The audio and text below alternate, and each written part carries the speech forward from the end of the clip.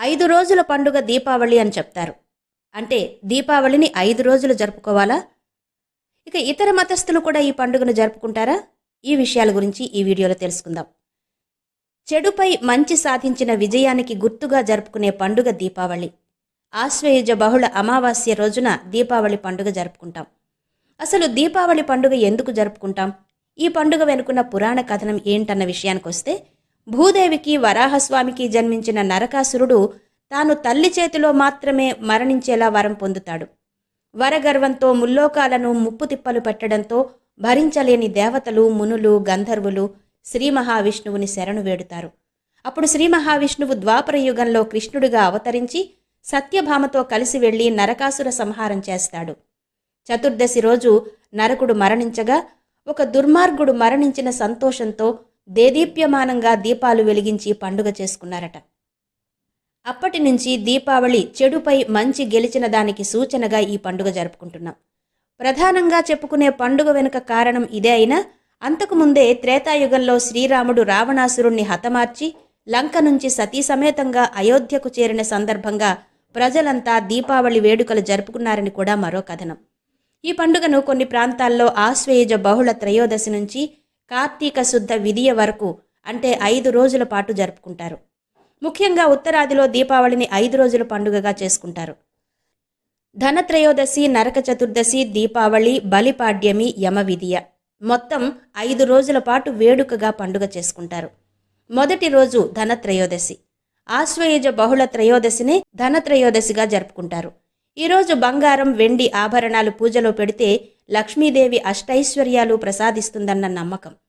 ఈరోజు కొందరు బంగారం, వెండి కొనుగోలు చేయడానికి కూడా ఒక సెంటిమెంట్గా భావిస్తారు. క్షీరసాగర మథనంలో ఇదే రోజు లక్ష్మీదేవి ఆవిర్భవించిందని, అందుకే ఈరోజు అమ్మవారికి భక్తి శ్రద్ధలతో పూజిస్తే ఐశ్వర్యం సిద్ధిస్తుందని నమ్మకం. ఇదే రోజు మరో ప్రత్యేకత ఏంటంటే, ఆరోగ్యానికి ఔషధాలకి అధిపతి అయిన ధన్వంతరి జయంతి. ధన్వంతరి కూడా క్షీరసాగర మథనంలో లక్ష్మీదేవి, కామధేనువు, కల్పవృక్షం, ఐరావతంతో పాటు ఆవిర్భవించాడు. ఒక చేతిలో అమృత భాండం, మరొక చేతిలో ఆయుర్వేద గ్రంథాలతో పాలసముద్రం నుంచి ఉద్భవించాడని, అందుకే ఆరోగ్యం కోసం ధన్వంతరిని కూడా ఈరోజు పూజిస్తారు. ఇక రెండో రోజు నరక చతుర్దశి.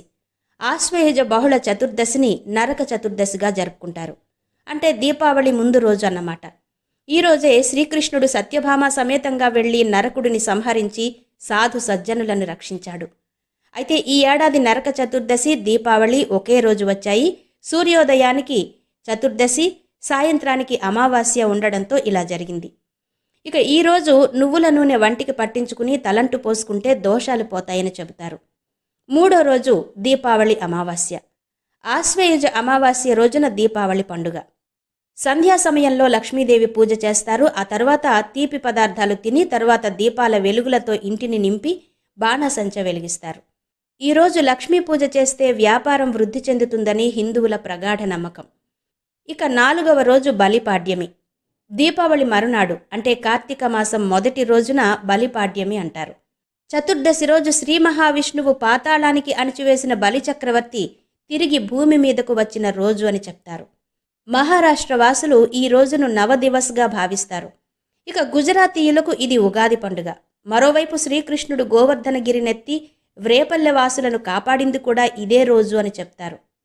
ఇక 5వ రోజు యమవిదియ లేక యమద్వితీయ లేదా భగినీ హస్తభోజనం. దీపావళి నుంచి రెండో రోజు, అంటే కార్తీక మాసంలో రెండో రోజు వచ్చే విదియను యమవిదియ అంటారు. దీన్నే యమద్వితీయ అని కూడా పిలుస్తారు. ఈ రోజున స్త్రీలు తమ సోదరులను ఇంటికి ఆహ్వానించి సోదరుడికి స్వయంగా వండి వడ్డిస్తారు. భోజనం పెట్టిన తర్వాత సోదరుడికి తన శక్తి కొలది నూతన వస్త్రాలు అందించి ఆశీర్వదిస్తారు. దీని వెనుక ఉన్న పురాణ కథనం చూస్తే, సూర్య భగవానుడి కుమారుడి యముడు, యముడి సోదరి యమున. యమునకు సోదరుడంటే అపరిమితమైన అభిమానం. ఎన్నిసార్లు తన ఇంటికి ఆహ్వానించినా యముడు మాత్రం క్షణం తీరిక లేకుండా ఉండేవాడు. దాంతో సోదరి ఇంటికి రాకుండా ఉండేవాడు. అయితే కార్తీక విదియ రోజు తప్పకుండా రావాలని చెప్పి వాగ్దానం తీసుకుంటుంది యమున. సోదరి కోరిక ప్రకారం యముడు తన సోదరి ఇంటికి వెళతాడు. యముడిని చూసి సంతోషించిన యమున అభ్యంగన స్నానం చేయించి తిలకం దిద్ది స్వయంగా వంట చేసి ప్రేమగా వడ్డిస్తుంది. ఆమె ప్రేమకు సంతోషించిన యముడు సోదరిని ఏదైనా వరం కోరుకోమన్నాడు. ప్రతి సంవత్సరం ఇదే రోజున తన ఇంటికి తప్పకుండా విందుకు రావాలని వరం కోరుకుంటుంది యమున. సరే అని మాట ఇచ్చిన యముడు ఈరోజు సోదరీ సోదరుల మధ్య ఆప్యాయతకు నిదర్శనంగా ఉంటుందని చెప్తాడు. ఆ రోజు నుంచి ప్రతి సంవత్సరం కార్తీక మాసంలో 2వ రోజు విదియ రోజు సోదరులు సోదరీమణుల ఇంటికి వెళ్లి భోజనం చేయడం విధిగా వస్తోంది. దీనినే భగినీ హస్తభోజనం అని కూడా పిలుస్తారు. ఇలా దీపావళి పండుగను 5 రోజులు జరుపుకుంటారు. అందుకే దీనిని పంచమహాపర్వ అని కూడా పిలుస్తారు. ఇక మరో విషయం చూస్తే హిందువులకే కాదు బౌద్ధ జైన మతాలలో కూడా ఈ దీపావళి పండుగకు చాలా ప్రాధాన్యత ఉంది. గౌతమ బుద్ధుడు 18 సంవత్సరాల తర్వాత తన జన్మస్థలమైన కపిలవస్తుకు తిరిగి ఈ రోజే వచ్చాడట. అప్పుడు బుద్ధుడి అనుచరులు దీపాలు వెలిగించి అతడికి స్వాగతం పలికారని ప్రతీతి. అప్పటి నుంచి బౌద్ధ మతానికి చెందిన ప్రజలు ఈ రోజున తమ ఇళ్లలో దీపాలు వెలిగించి పండుగ చేసుకుంటారు. ఇక జైనులకు కూడా ఈ పండుగ ప్రధానమైందే. జైనుల 24వ తీర్థంకరుడైన మహావీరుడు బీహార్లోని పావపురిలో దీపావళి రోజునే మోక్షం పొందాడని నమ్ముతారు. అందుకే జైనులు ఈరోజు దీపాలు వెలిగించి అపరిమిత భక్తి శ్రద్ధలతో భగవంతుడిని పూజిస్తారు. ఇలా దీపావళి పండుగ హిందువులకే కాదు బౌద్ధ జైన మతాలలో కూడా ఒక ప్రధానమైన పండుగగా పరిగణించబడుతుంది.